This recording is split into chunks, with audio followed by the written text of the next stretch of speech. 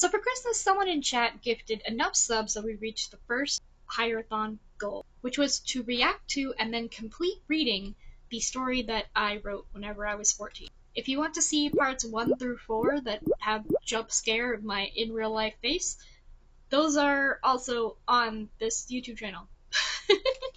It is time for chapter 1. Chapter 21. Which is called Plannings. Light poured out upon me and the rocks surrounding. Nothing happened the rest of Friday. What? She's like, I guess I should give a summary.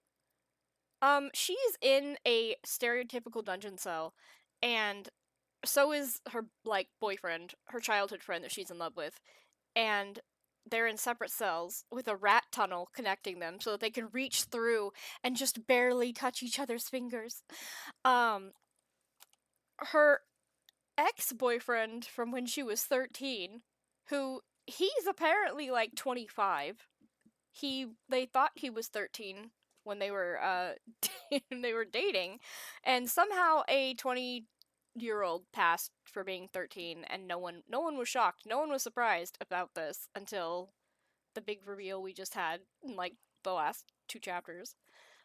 He's like some kind of evil mastermind lord of this like castle. And this is not a fantasy. There's just a medieval castle here. Castle.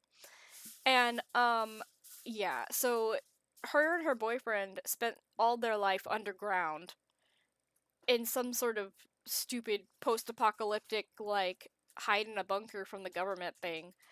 And they got stuck outside the bunker and are now in jail in this castle. And the evil guy is named Jeremy. And apparently once a week, I don't remember what day of the week, but once a week he has like this special hour where he makes all of his citizens come into his like castle, and he demands sacrifices. Last night, Brabiloquence, who is a common chatter in our chat here, she's a common fishy in the bowl.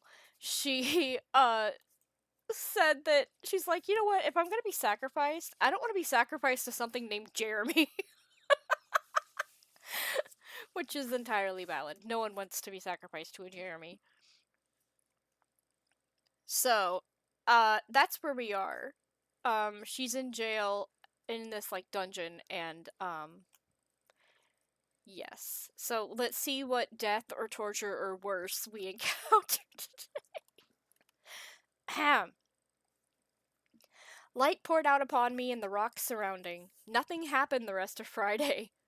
Lace and I talked the whole day through. We talked mostly of Harley and Adam and what they had told us.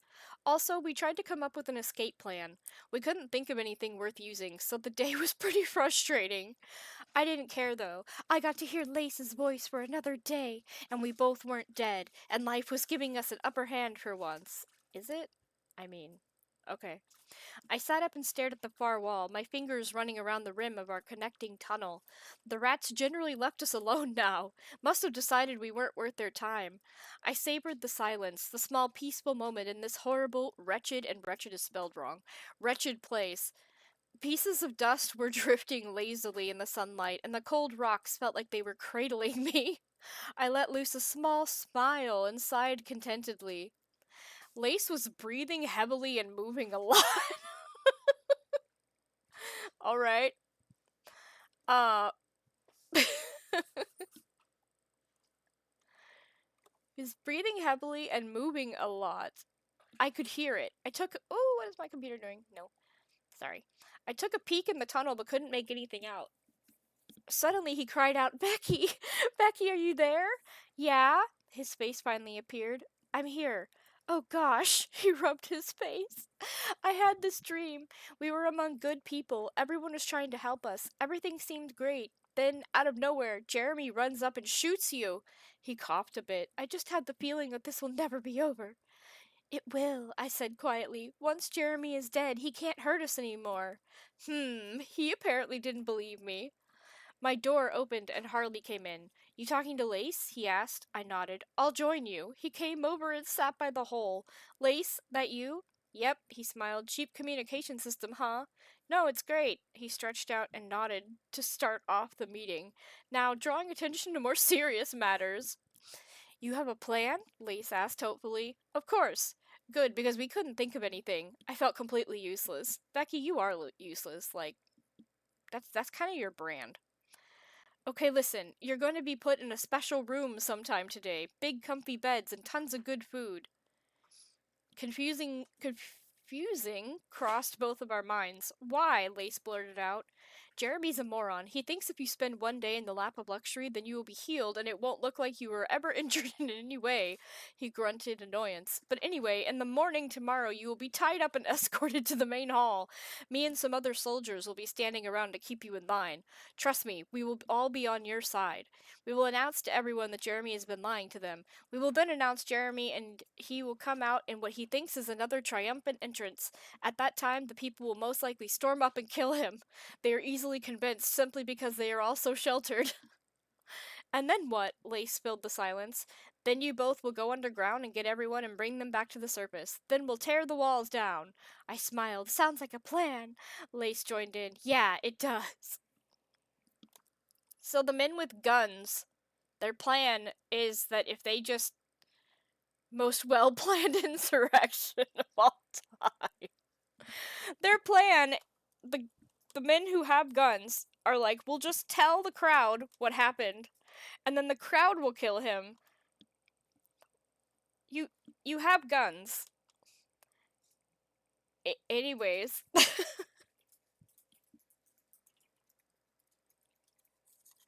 Need caffeine. Their plan is do the thing that the author wants the plot to happen, and it will happen, because it just will, I promise. Chapter 22. Together. Also, this one has an author's note at the top that says, thank you to everyone who has been reading this and encouraging me, especially JD for telling me to just shut up and write it. I don't remember this person, but I'm glad that this person made this happen.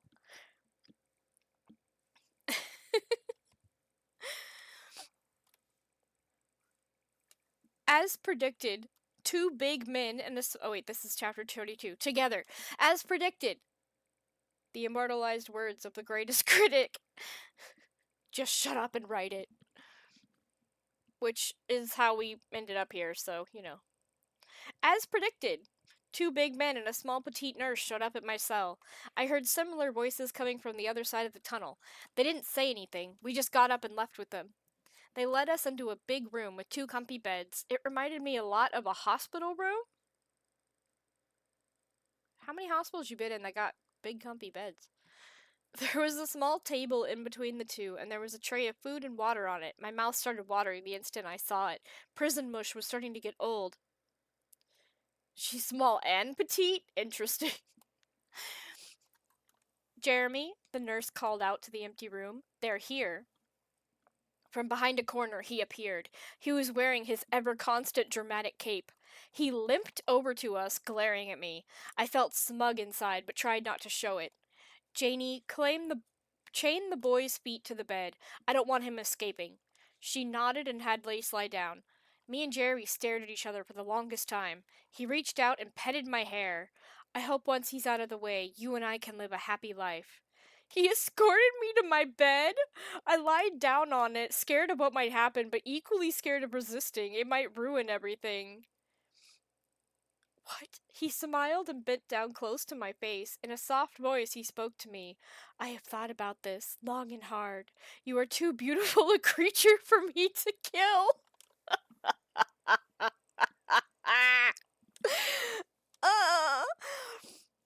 I felt Lace staring at us, felt the tension rising in the room. So I have an idea. I'll kill him, he tossed his head towards the other bed, and save you. I'll appear merciful, wonderful, merciful Lord Jeremy. Then I will declare you as lady of this land, and you will be mine forever. No! Lace tried to jump to his feet but was restricted by the chains. Jeremy laughed. I'll let you sit on that for a while. And he left without another word. You're too beautiful a creature for me to kill.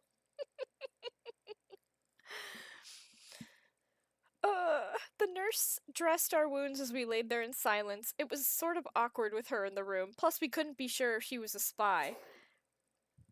Are you okay, dog? We just stared at each other for a while, making faces occasionally.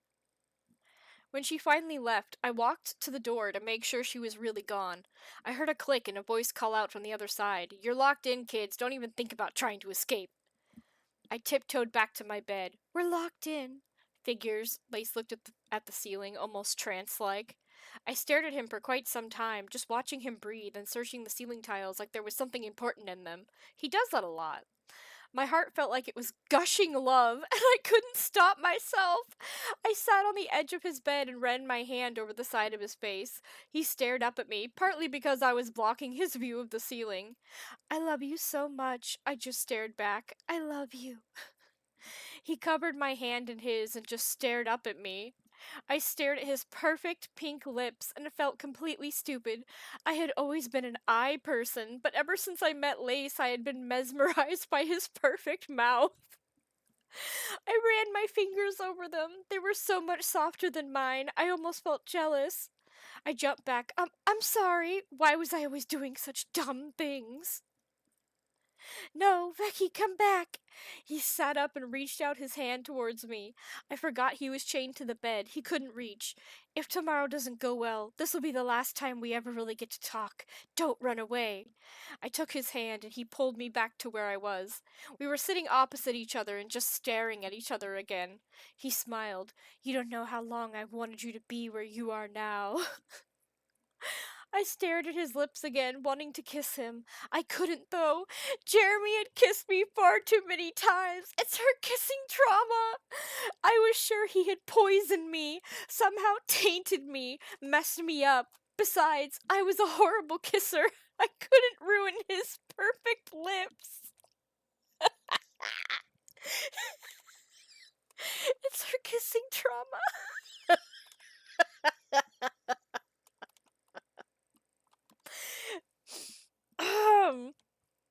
His eyes lit up with a strange sparkle I had never seen.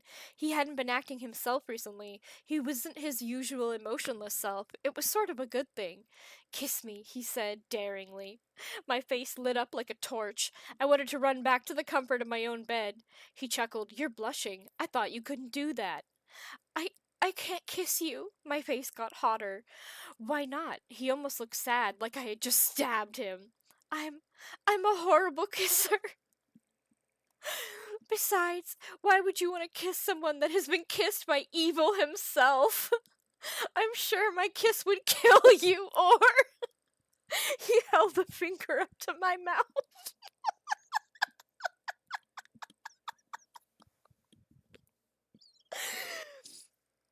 Or worse. Shh, he said, looking at me again, like I had never seen him before. He ran his hand down the side of his face like I had just done to him. Wait, he ran his hand down the side of his face like I had just done to him? Oh, alright. He brought his face closer to mine. I wanted to flee, but was frozen to the spot. I closed my eyes, trying not to tremble in my panic. He pressed his perfect lips into my imperfect ones, kissing me as I had never been kissed before. He held me in his arms and poured all of his love into that one kiss. I felt tears falling out through my eyelids. I tried to hold them in. He seemed so much stronger than me, so much wiser than me. He kissed me and held me, and I shook and trembled and cried. My whole life he had seemed submissive, weak, timid, scared. All of that was gone. He was none of those things. I felt so small. He slowly let my poisoned lips free. He hadn't died. I opened my eyes, and through the blur, I saw his beautiful, beautiful face. I threw myself around his neck and cried whatever tears were still in me. He held me tight, kissed my hair. "It's okay," he whispered. "It's okay. Shh, it's okay."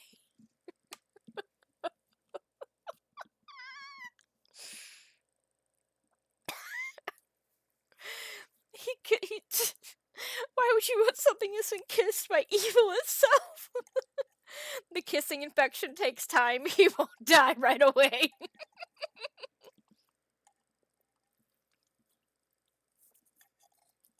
uh. I pushed my way out of his arms and stared into his face again. He almost looked like he was glowing. "Hey, can I ask you a favor?" He tried to bite his lip to keep from grinning. "Sure, what do you want?" I wiped away the rest of my tears and sniffed. "Do you think I could, sleep with you?" "Pardon?" He blinked at me. "Not like that." Oh, so I do know that people have sex. "Not like that. I mean, just, I'm terrified. Tomorrow we'll either die or almost die in an escape. Something bad will happen to someone somewhere, probably us. The idea scares me. Can we just lie here, just..." He looked at me, encouraging, waiting. Darn him! I swallowed down my shaky voice. "I feel safer next to you." That did it. His glow stepped up a notch and he lied down without another word. I smiled softly and curled up beside him. He slid an arm around me and we whispered in the dark until our dreams took over. We just had the last night of our lives sex scene, but it was a very interestingly described kiss instead. Right? They're about to like die, and they're still like, not like that. I just, what if we slept together like platonically?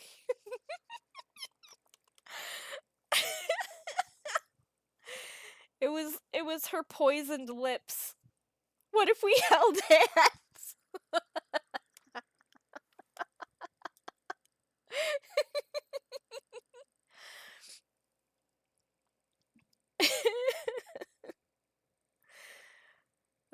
Chapter 23. Good morning, sunshine.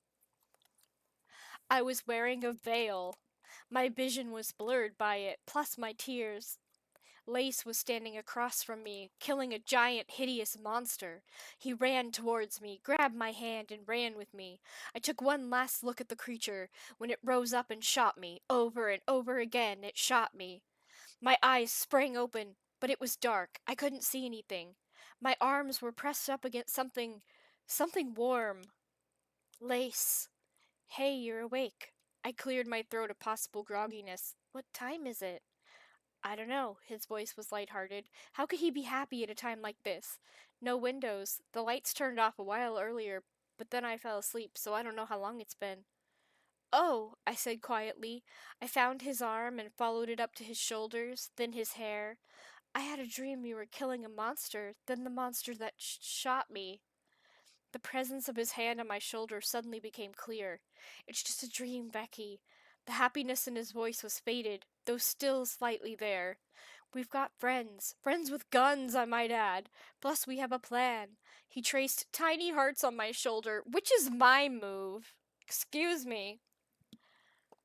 Whenever I cuddle people, I trace little hearts on their arms. That's my move, bro. Maybe I stole the move from him. I was already, like, planning to be doing this. You made him!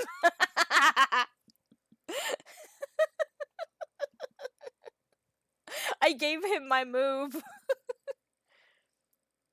She's normally an eye person. I wonder what she'll be after they sleep. What does that even mean?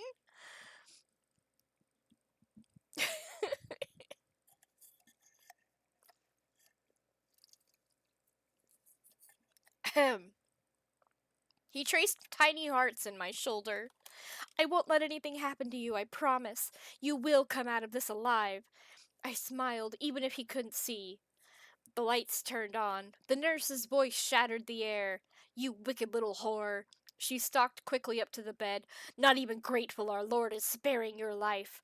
She shook her head at me and grabbed my arm to pull me away. Lace held on tighter. Oh, please, she laughed coldly. What do you think you're gonna do?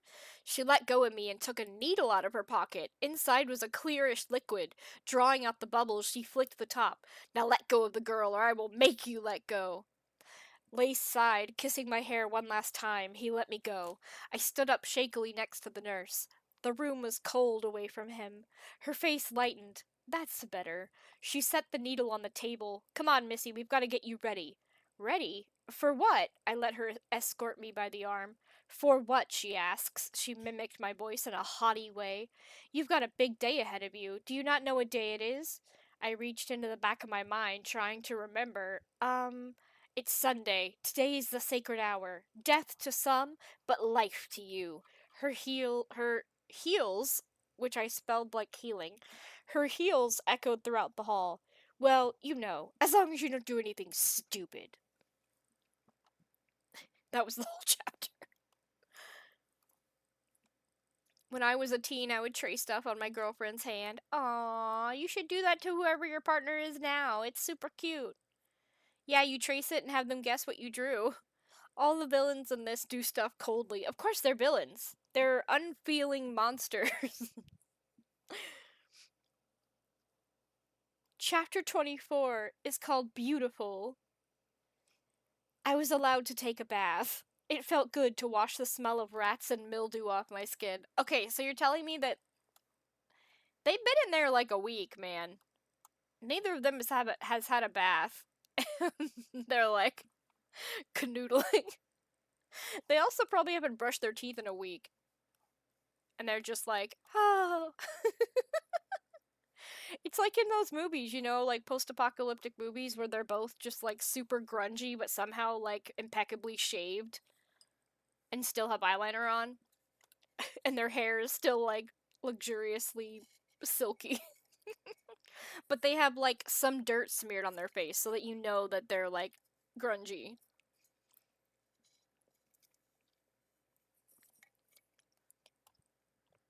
Beza is maidenless. But it'll come in time. And some miscellaneously torn clothing, right? Except for on the woman, the tear has to be like strategically in a place that like it actually just makes it look hotter.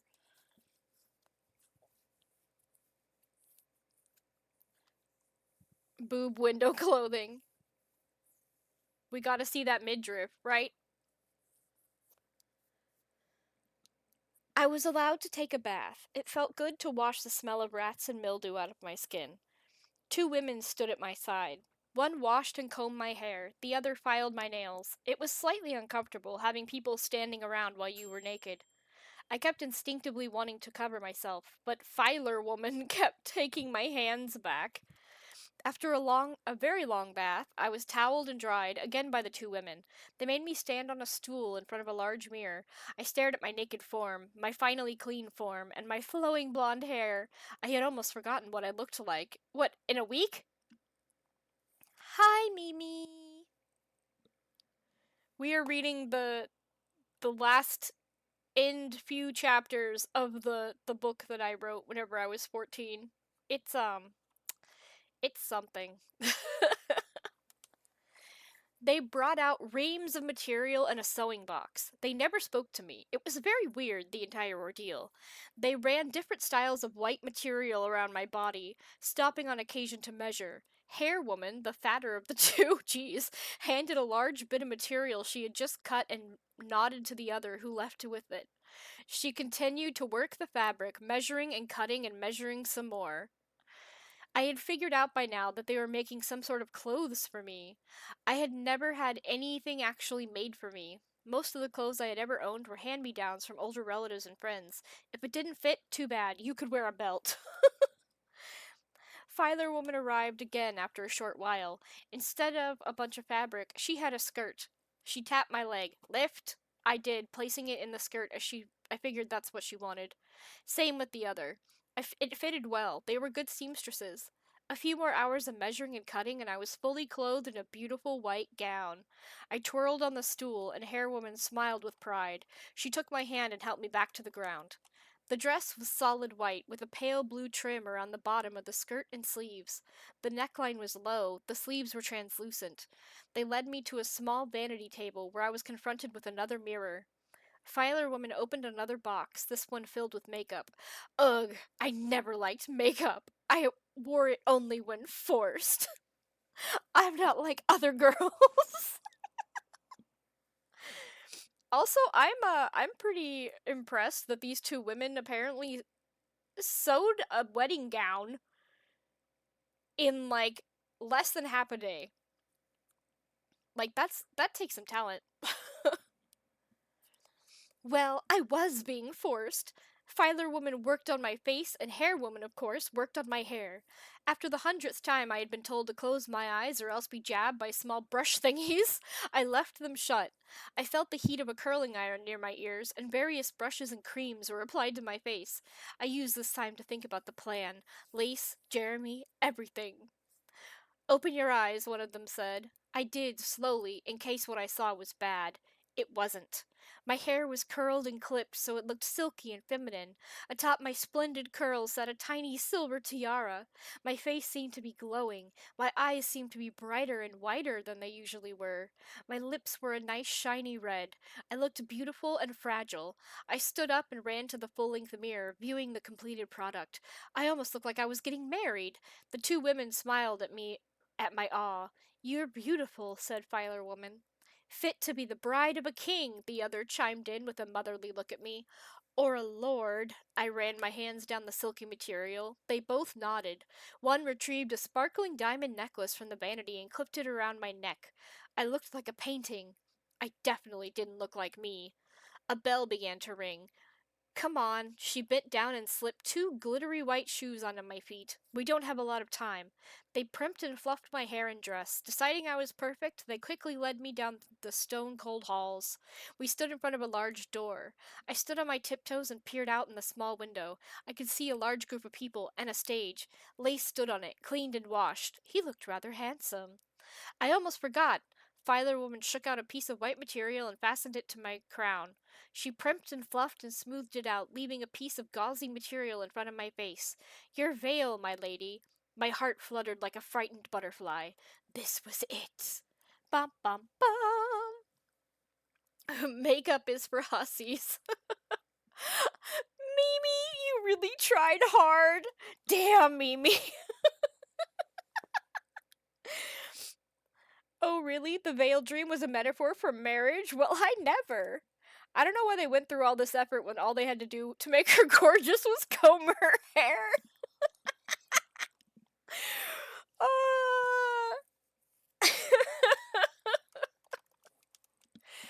She possesses magic hair that if you just brush it out, she just stuns everyone in the room. Chapter 25 is called The Truth Will Set You Free.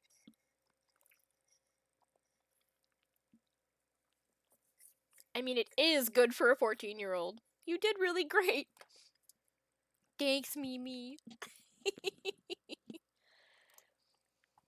A booming voice announced my entrance, and the women pushed the door open wide.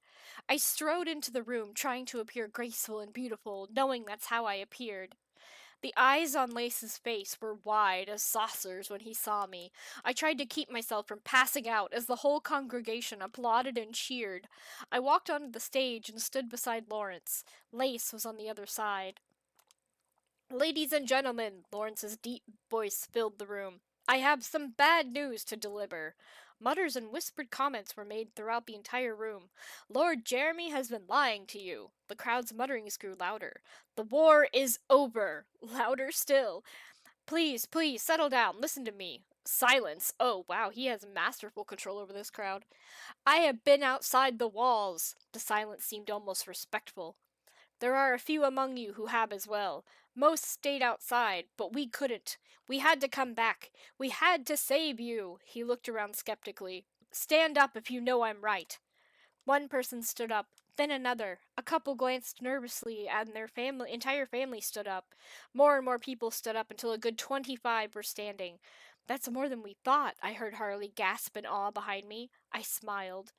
You see, Lawrence continued, your friends and family members, as well as me and the other soldiers, know that what we say is true. We've come back to rescue you. This is a hoax, a woman screeched from the front few rows. Show us some proof. Harley nodded. Though you might like some proof. Oh, thought you might like some proof. He nodded to someone in the back. Roll the film. The lights dimmed. Where is Jeremy? How does he not know this is happening? The lights dimmed. A screen lit up with an image of a city. There were cars that went faster than I had ever seen. Tall buildings made out of strange colored metals. People. They were dressed strangely. Everything looked foreign to my eyes. The camera was wobbly as they walked around the city, showing clips of different things. Obvious amateur photography. They called out to a group of teenage boys standing around a bus stop. Excuse me, a voice came from nowhere. Could you answer a question for me? They all shrugged, said sure. Is the war over? What war? They all looked so confused. About 100 years ago, there was a war. A man bombed a small group of rebels and then was exiled there. Do you remember that? They looked around at each other, one mentioning they had studied it in history, another saying it was a long time ago. Yeah, it's over, one of them finally said. It's been over for a long time. A cheer rose up around the entire room, people screaming and shouting and waving their hands around. I smiled across the stage at Lace. We were almost free.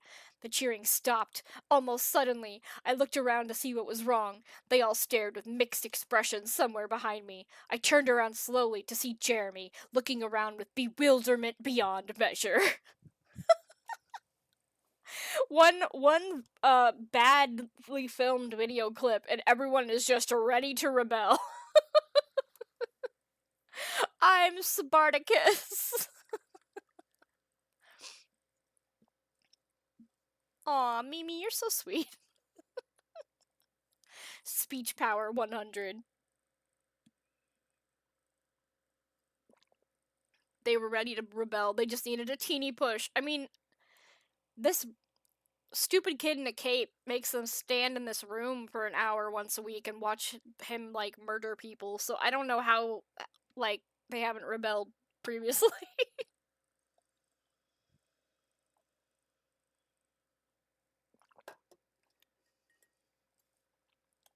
Chapter 26. Light. What is going on here? He fumed. Why are all these lights off? Excuse me, miss, the film was still running. Do you remember Harry Scheinman? Jeremy turned around, walking backwards so he could see the screen. What the hell? The woman nodded. Yes, him and all his followers were exiled or killed or something like that. Nobody really remembers him anymore. Everyone cheered again. Jeremy spun around in horror, realizing his lie was unraveling. No, stop! Stop this tape immediately! It played on.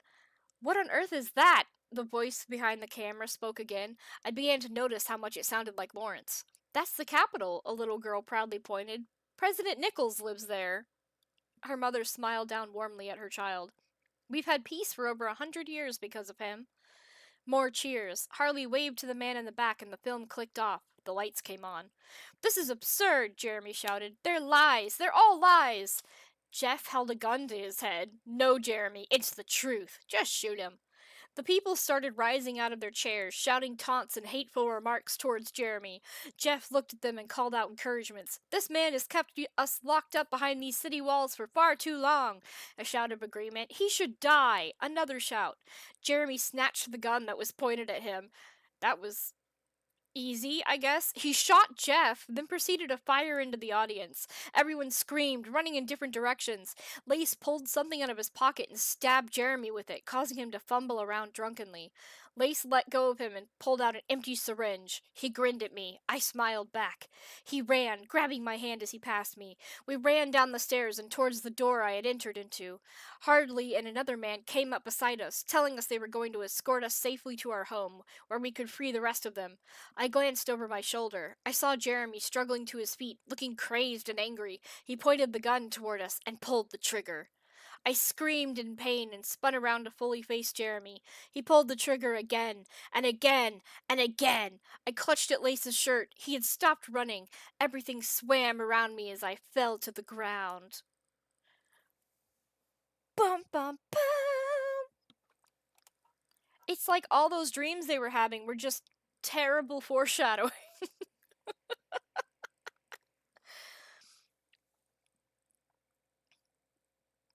Bro opened his can of rebellion and they presto, we're all liberated. Is this the or worse? We've already established that the or worse was her having to see Lace all beat up and her being alone and worrying that he was getting beaten up. This is about the third or worse. So they have a gun to Jeremy's head, and instead of shooting him, they just like talk a lot. And then Jeremy just like grabs it with like no resistance whatsoever and just starts shooting everyone.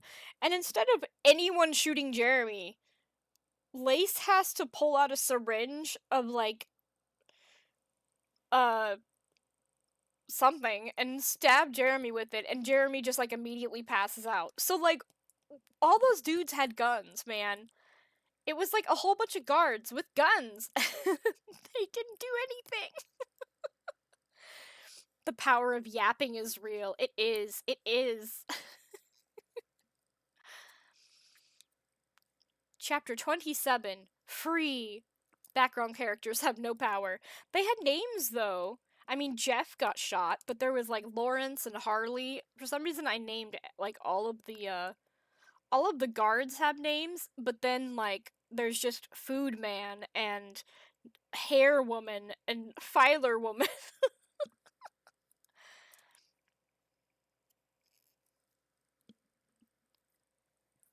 Lace's face hovered over mine, his voice pained and broken.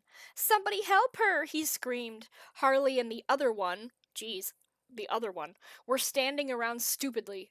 His tears fell down onto my face. I tried to breathe, but I couldn't. "I'm so sorry." His tears continued to fall. I wasn't dead. For some reason, I wasn't dead. I tried to cough, to get my breath back, but it wasn't coming. I raised a hand to dry his tears, but my whole arm filled with pain. "Ow!" I screamed. There was my breath. I took 2 gasping breaths and looked up into his face. "I'm not dying," I said. "He shot my shoulder." The unknown man pointed to my now red dress. "Your leg, too." I tried to sit up. A bullet fell down my shirt. Ahem. I fished it out, noticing that unknown man seemed to enjoy this.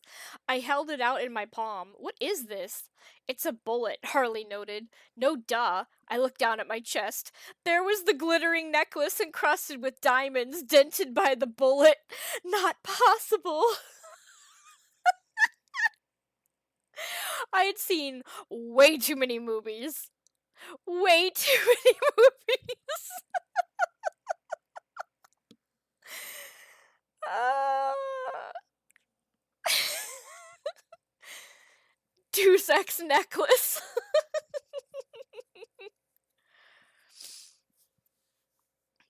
Multiple shots on that spot. Hey, at least it wasn't a Bible or a lighter or whatever, right? Some sort of loud Deus Ex necklace is now pinned. Some sort of loud explosion erupted from afar. Most of the people had left. "Come on," Harley helped me up. "Lace, help her." My beloved came up beside me, acting as a human crutch. Each step was painful, but eventually we made it outside. Why is no one administering medical assistance here?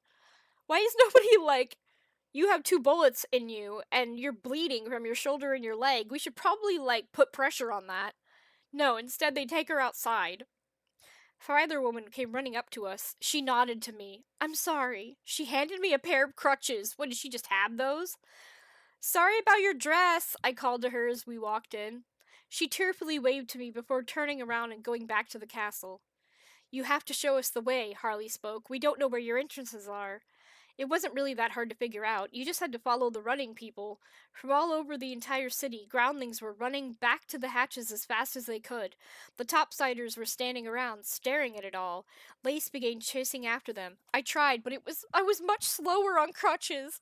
"Stop!" Lace waved his hands around. "It's me! It's Lace!" A few of them stopped. Lace? They turned around one by one. I saw Jankry's face, and my brother's. Her brother's name is Necht, by the way. "I'm here too," I piped up, finally catching up with Lace, very short of breath. Becky! My brother ran towards me as fast as he could. What happened? Are you all right? My shoulder and leg were both covered in blood. I smiled. I'm fine. I just got shot.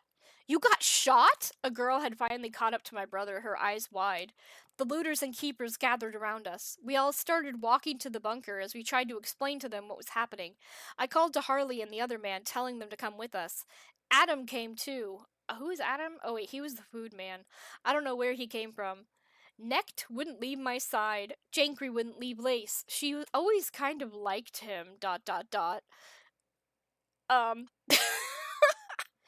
I was carried down through the hatch by my brother and Lace. We all went to the president of the bunker, who was eating dinner at the time. We stood around his table, me and Lace in the front. No one has given her a speck of medical care yet. Okay. What is this? What's going on? He shouted. The sacred hour isn't even over. There is no sacred hour anymore, I smiled. I beamed. This was my moment of glory. What? What do you mean? The war, Lace paused with a glint in his eye. It's over!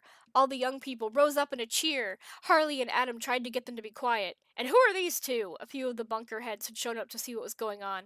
These are two of the soldiers we found up there. They helped us escape. They've been outside the city walls. They have proof. The war is over. Jeremy has been lying to us. I spoke quickly, wanting to get everything out. There was so much to say. Jeremy? Jankry's eyebrows shot through the ceiling, her eyes wide. I forget Jankry's a girl. But I thought he was dead. Nope, he's sort of a god up there. They all worship him and he leads them in horrible lies. I shook my head. He's also dead, Adam boasted proudly. I killed him myself. What, off screen? Good gracious, one of the bunker heads said. Well, what are we going to do? I laughed. Go free. What? A voice from behind me spoke up. What do you mean we're free? You can go up topside. Lace turned around to face the mob. The war is over. There's no reason to hide anymore. We can all go topside. We can live freely. Quite a crowd had gathered to see what the commotion was. When they heard Lace say this, they began cheering and screaming. I smiled at Lace. He smiled back. The screaming and cheering went on, but we didn't care. He kissed me again, a kiss of victory in the moment of triumph. Oh, the giggles rose louder. I was laughing too hard to keep kissing him. Jankry poked me in the arm. I demand a full report on that when this is over.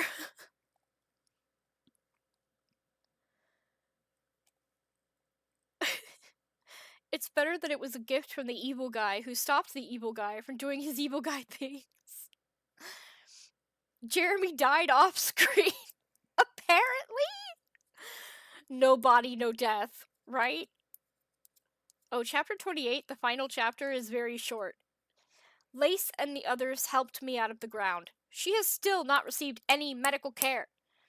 We ran around topside, introducing our old friends to the new. We all walked around in the sunshine, our bare toes in the grass. We smiled and laughed as we locked up the hatches. We would never have to go underground again. But, like, your home is there and, like, all your stuff.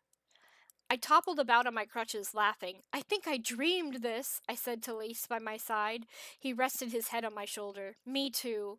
The sun was going down, a burning ball of fire disappearing beneath the horizon. This is the most perfect moment ever. Yeah, it is. Nothing else was said. Nothing else needed to be said. It was perfect. The end. We literally just gloss over the fact that apparently Jeremy's dead. And, like, this just introduces more problems, because, like, you have, like, a whole, small town of people that are now on the surface, but the surface is a small town of people. They don't have, like, the resources or the housing or, like, where are they all gonna go? I'm licking a yogurt top. Like, I can't believe Jeremy died off screen. I thought she was gonna, like, shoot him herself or something.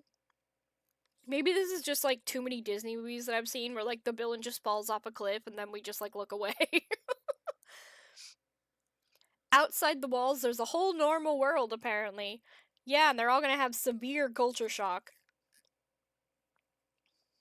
I feel like if I lived underground my whole life and someone was like, you can go be on the surface, I'd be like, can we go back down to, like, the home I've known my whole life? And this completely ignores the fact that supposedly half the world's population is underground. I think it's just like one city.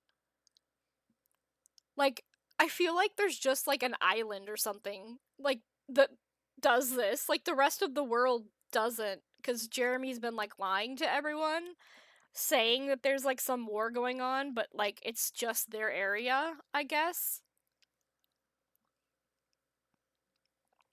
They were lied to, so I think the world is bigger than they thought. Yeah.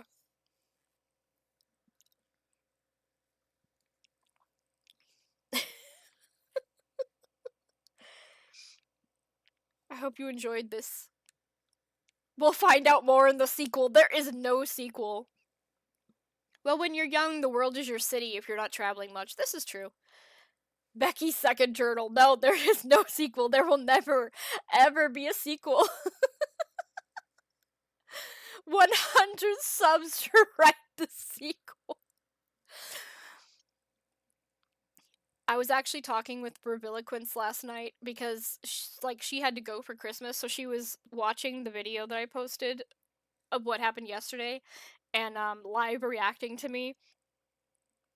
And I was like, okay, if this is what I was like, if I was going to actually like make this into a good story, and I told her like all the things I would change. It was like a list of like 7 paragraphs, and then she just goes, I disagree, release this into the wild as is.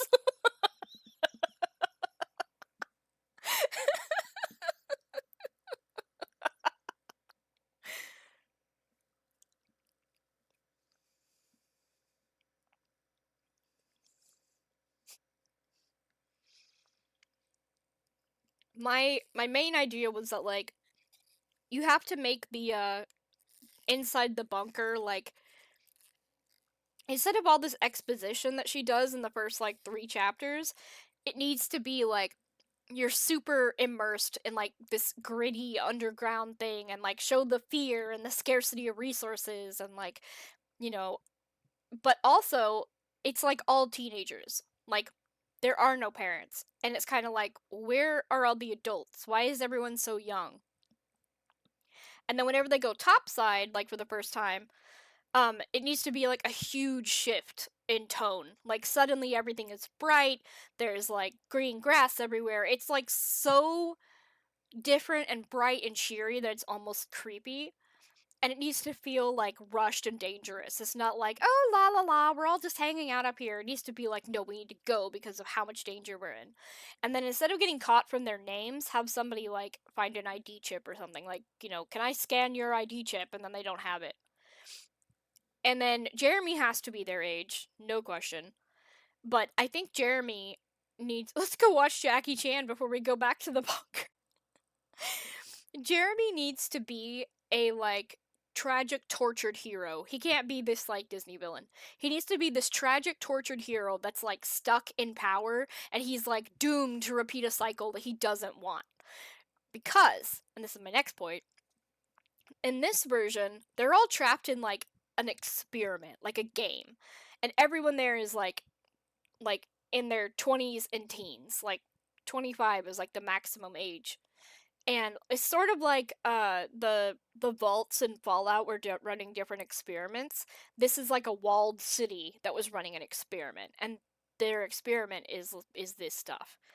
And so they all have to be kids. So they were all raised in this so that they 100% believe it. Nobody even knows that there is an outside world or like what is going on out there.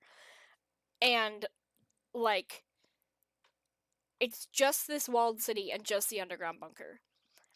And Jeremy is the only one who knows the truth because the person in power is the only one who knows what's going on. And they have some kind of like, ticking time bomb like in their DNA, like in their neck, like in their spinal column or something, that if they disrupt the experiment, it will kill them. And so like maybe all the kids are clones. Honestly, it would be really cool if all the kids topside had like a cloned copy of them underground. That would be really cool. I don't know what Logan's Run is. Sorry. So Jeremy is the only one who knows. And so he's like forced to perpetuate this. And so he's like, you know, keeping up the lie and like doing all these different things. And he has to like punish the underground people, even though he doesn't want to. And especially because if they are clones, then it's like people that he knows have a co-part underground. And if the people underground ever realize that, then Jeremy has to kill both of them. And he like maybe has to kill his own friends and stuff. And so like the Jeremy that they knew in the bunker could be a clone of Jeremy Topside. So like he could have gone down the bunker and been legitimately evil, but it's because he wasn't the same Jeremy. So like whenever they come back up and they meet him and they're like, "Oh my gosh, it's him." It could be a shock to Jeremy as well. And he's like, "What? What do you mean you know me?" You know? And so like whenever this way it truly will be a love triangle because I feel like I was trying to do a love triangle, but one of them was a Disney villain. It would truly be a love triangle. And also it would like Jeremy is the most goofiest character in this story. If he is like truly seems villainous and then you get to know him and like, find out his situation, it his situation is so tied to the world building that as you reveal the world, you're also revealing him as a character and making people, who first knew him as like this abusive random teenage boy. I think I would age them up too. I think I would make it where like 16 was their 13 and now they're like 19 or something. So like age them up. And um yeah, so like we know him as this evil guy and then we like slowly unfold what's going on. The 22-year-old, I would keep him their age. Like they would all be the same age. Like about. He doesn't have to be exactly their age, but they need to be appropriately aged so that we're not doing some creepy predator shit.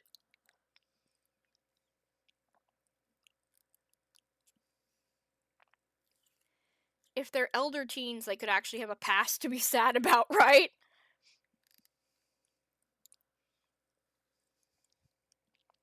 My past haunts me. What past? You've been alive 5 minutes.